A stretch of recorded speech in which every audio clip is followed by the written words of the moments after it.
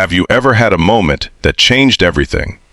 That single heartbeat where your past and future collided, leaving you breathless and wondering if this was real or just another cruel joke from the universe.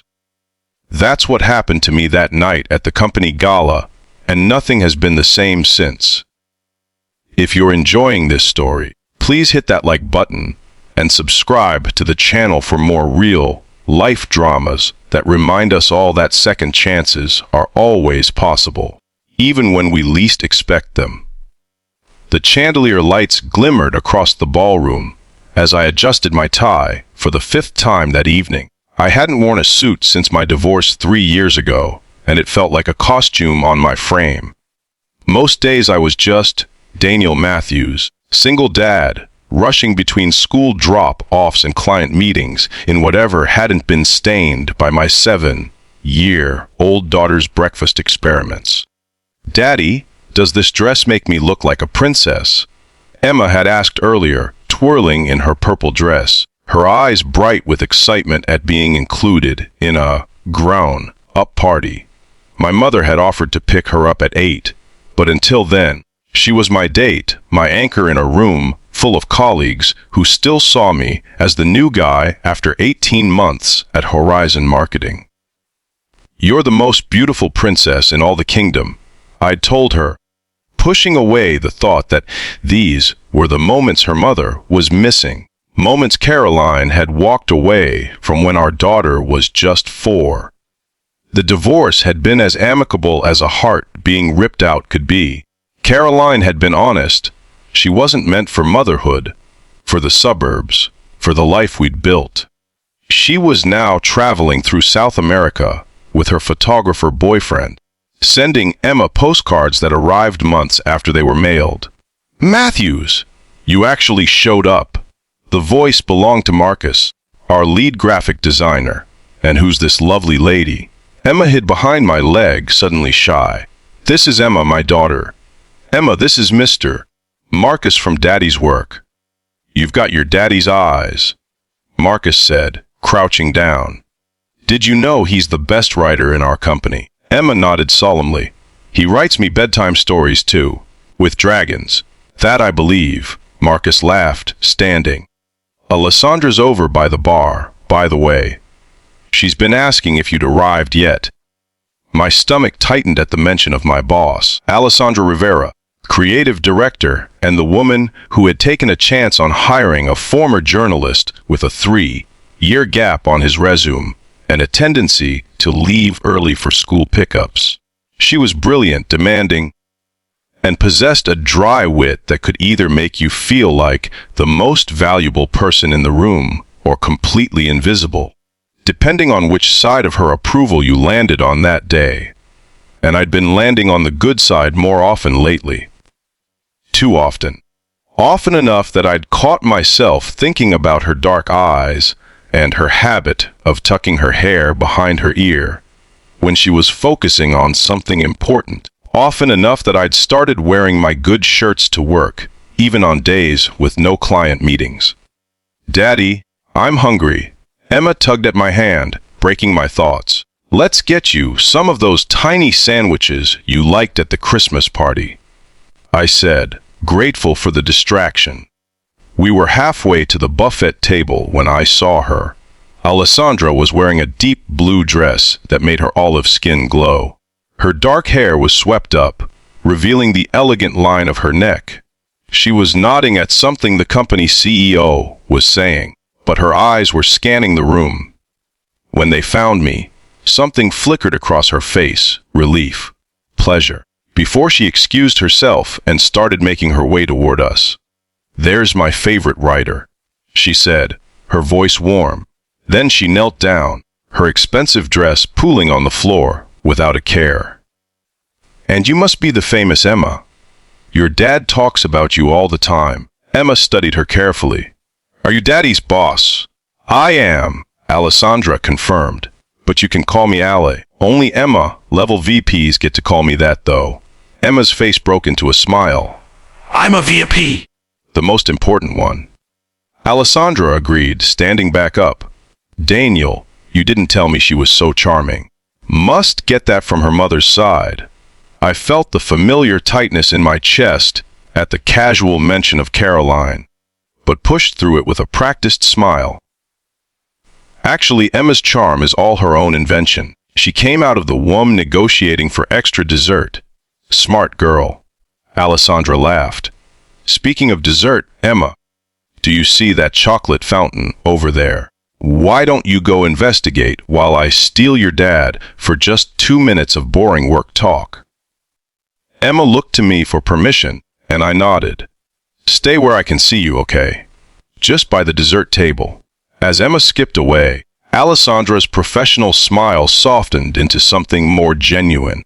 I'm really glad you came tonight, Daniel. I know these events aren't your thing.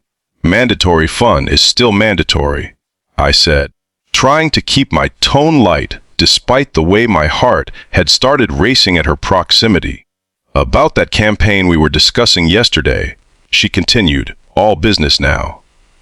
I think your approach is right. We need to focus on the emotional core, not just the statistics. You have a way of finding the human story that the rest of the team misses sometimes. Thank you, I said, genuinely touched. Alessandra wasn't known for easy compliments. Don't thank me yet. It means I'm giving you lead on the Westfield account. It's a big responsibility, Daniel. Their CEO is notoriously difficult to please. I won't let you down, I promised, meaning it more than she could know. This job wasn't just a career for me. It was survival, stability for Emma, proof that I could rebuild after everything fell apart. Something changed in Alessandra's expression. Then, a vulnerability I'd never seen before. I know you won't. That's why Alessandra. The male voice was cold, cutting between us like a blade. I turned to see a tall man in an immaculate suit. His features arranged in what might have been handsome, if not for the contempt radiating from every pore. I recognized him immediately from the photos on Alessandra's desk that had disappeared 6 months ago. Richard Rivera, her ex-husband. Alessandra's spine straightened, her chin lifting slightly. Richard, I didn't expect to see you tonight. Clearly, he said, his gaze sliding dismissively over me before returning to her. The Westfield account. Wasn't that mine before you decided to? What was the phrase in the divorce papers? Pursue separate professional opportunities. I felt like I'd stumbled into a private war zone and looked for an escape route, but Alessandra's hand found my arm, holding me in place. Richard, this is Daniel Matthews, our senior copywriter. Daniel, Richard used to work with us before he moved to Apex Marketing. Used to work with us. She said it so neutrally, as if he hadn't been her husband. As if they hadn't founded the company together before their divorce left her with controlling interest. As if the office hadn't whispered for months about the spectacular implosion of their marriage.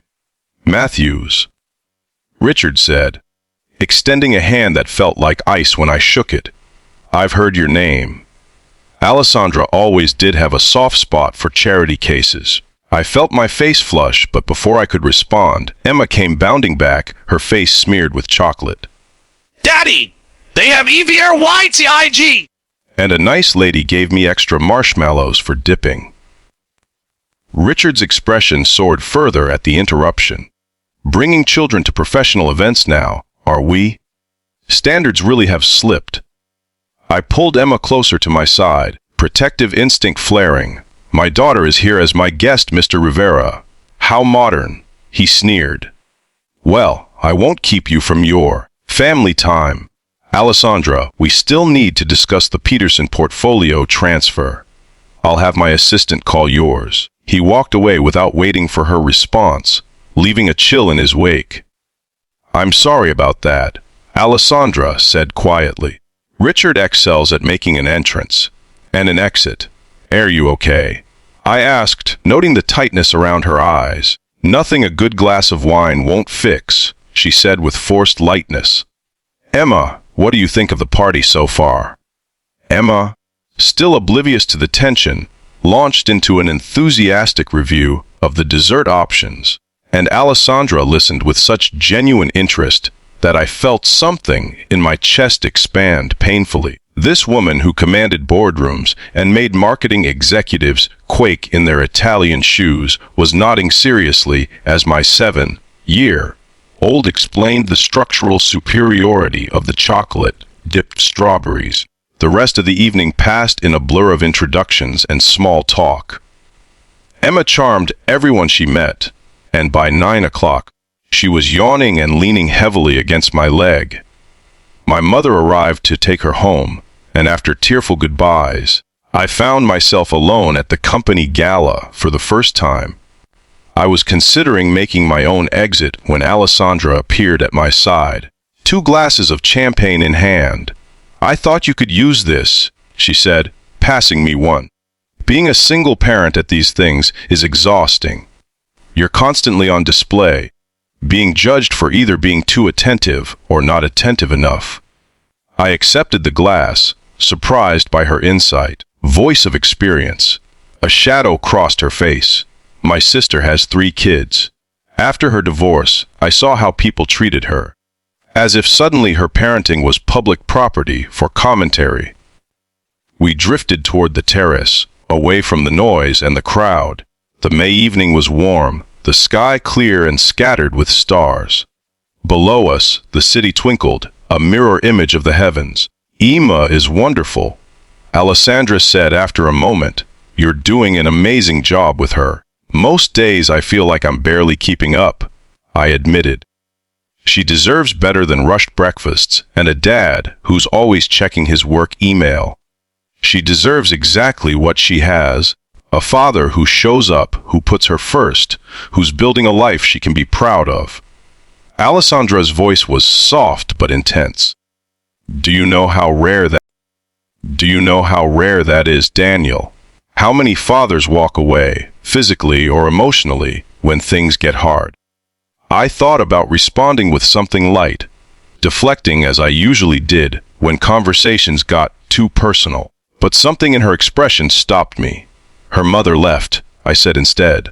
"Not me?" "Never I know," she said simply. Of course she knew. Everyone at the office knew the broad strokes of my story.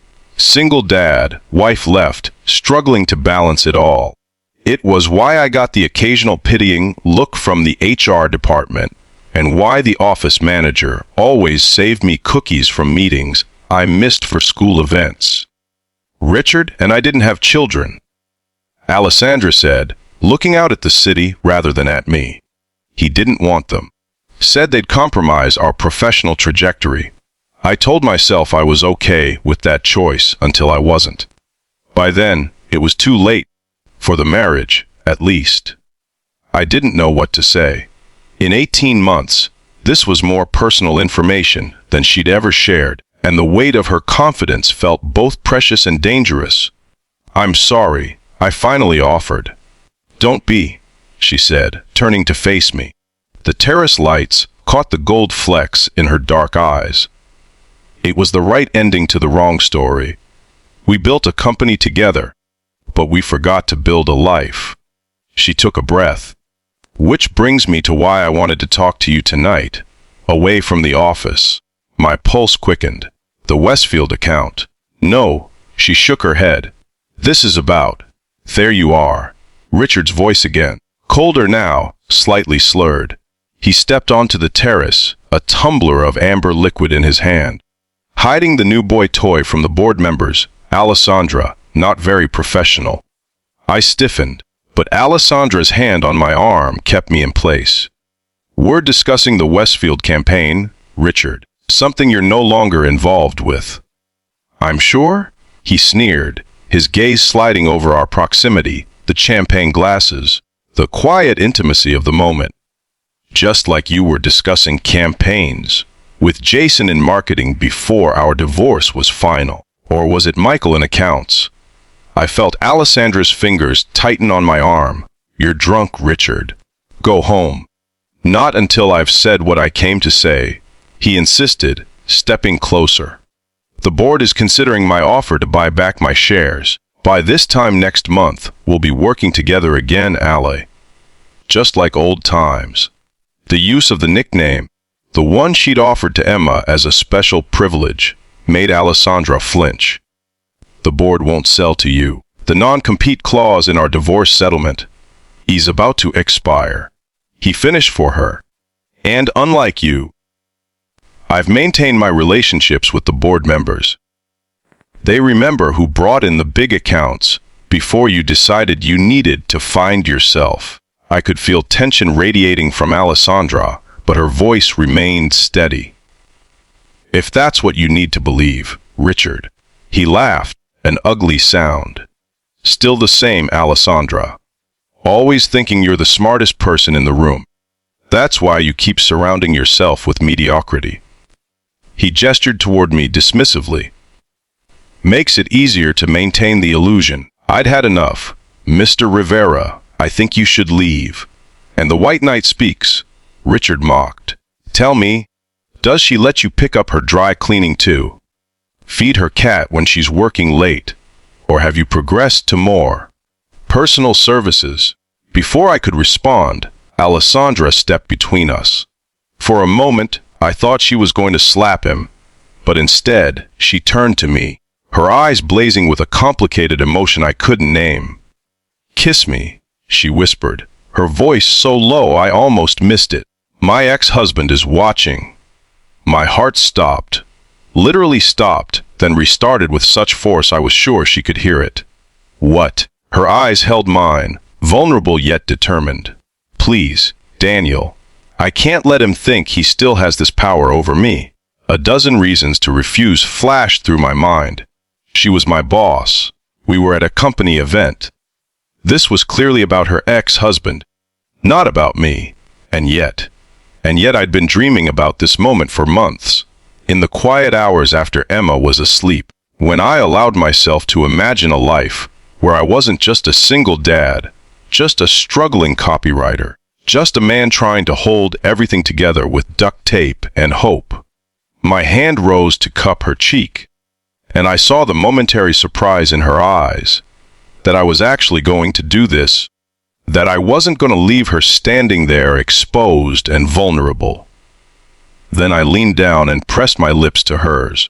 I meant it to be gentle, brief, just enough to make her point to Richard. But the moment our lips touched, something electric passed between us. Her hand came up to my chest, not pushing away but pulling closer, and the kiss deepened into something real, something neither of us had planned.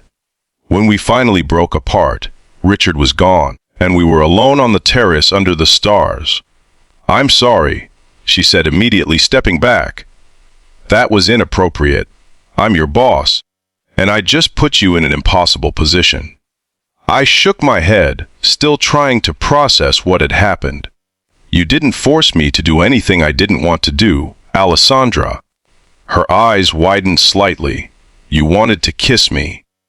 For months, I admitted, past the point of professional caution. But you're right, you're my boss, and this is complicated. And there's Emma to consider, and your ex-husband apparently trying to take over the company. Alessandra looked at me for a long moment, then did something I'd never seen her do at work. She laughed, a genuine, unguarded sound. When you put it like that, it sounds like a disaster waiting to happen. The best kind, I found myself saying, smiling back at her. She sobered, her expression growing serious again. Daniel, I don't want you to think that was just about Richard. It wasn't. It was an excuse, a bad one, an excuse. To do something I've wanted to do for a long time, but couldn't figure out how to navigate professionally.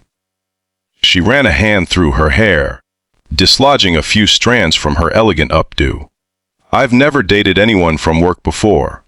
After Richard, I made it a rule, but then you showed up with your talent and your dedication to your daughter and your ridiculous coffee mug that says world's okayest Dodd. I laughed, surprised she'd noticed the mug I kept hidden in my desk drawer. It was a Father's Day gift from Emma. I know, she said softly. You told me once, when we were working late on the Harrington pitch. You tell me little things about her all the time. Did you know that? You light up when you talk about her. I hadn't realized that, hadn't been aware I was revealing so much of myself in those casual conversations. She's the most important person in my life. She should be, Alessandra agreed, which is why this is complicated. I'm not just asking you to take a personal risk, Daniel. I'm asking you to take a risk that affects your daughter too. The fact that she understood this, that her first concern was for Emma's well-being rather than office gossip or professional boundaries, made something in my chest ache with recognition. This was a woman who saw the whole picture of my life, not just the parts that were convenient or simple. What exactly are you asking? I said, needing to hear her say it directly. Alessandra took a deep breath. I'm asking if you'd consider having dinner with me. Not a work dinner. A real dinner. Where we talk about ourselves instead of campaigns. Where we figure out if this feeling is real or just workplace proximity and good cheekbones. I couldn't help but smile. You think I have good cheekbones? Don't fish for compliments, Matthews, she warned, but her eyes were bright with suppressed laughter. It's not attractive. Noted, I said, then grew serious again. What about work? What about Richard and the board and all of that? One problem at a time, she said firmly. Right now, I'm just asking for dinner. We can figure out the rest as we go, if there's even a rest to figure out. I thought about Emma, about how her face had lit up when Alessandra talked to her, as if she were the most fascinating person in the room. I thought about my own loneliness, the empty side of the bed I'd stopped expecting anyone to fill. I thought about risk and reward and second chances. Yes, I said finally, dinner sounds good, but there's something you should know first. Alessandra raised an eyebrow, waiting. Emma's ballet recital is next Saturday. She's playing a forest fairy, and there's a high probability of glitter being involved. If you're serious about this, about us exploring whatever this is, then you should know that's part of the package. Recitals and school projects, and a little girl who will ask 1,000 questions about everything, including you. I expected hesitation, a moment of recalculation as the reality of dating a single father sank in. Instead, Alessandra's face softened into a smile so genuine it transformed her entire being. I'd be honored to attend, she said simply. I haven't seen a good fairy ballet in far too long, and just like that, standing on a terrace under the stars with the taste of her still on my lips, I felt the foot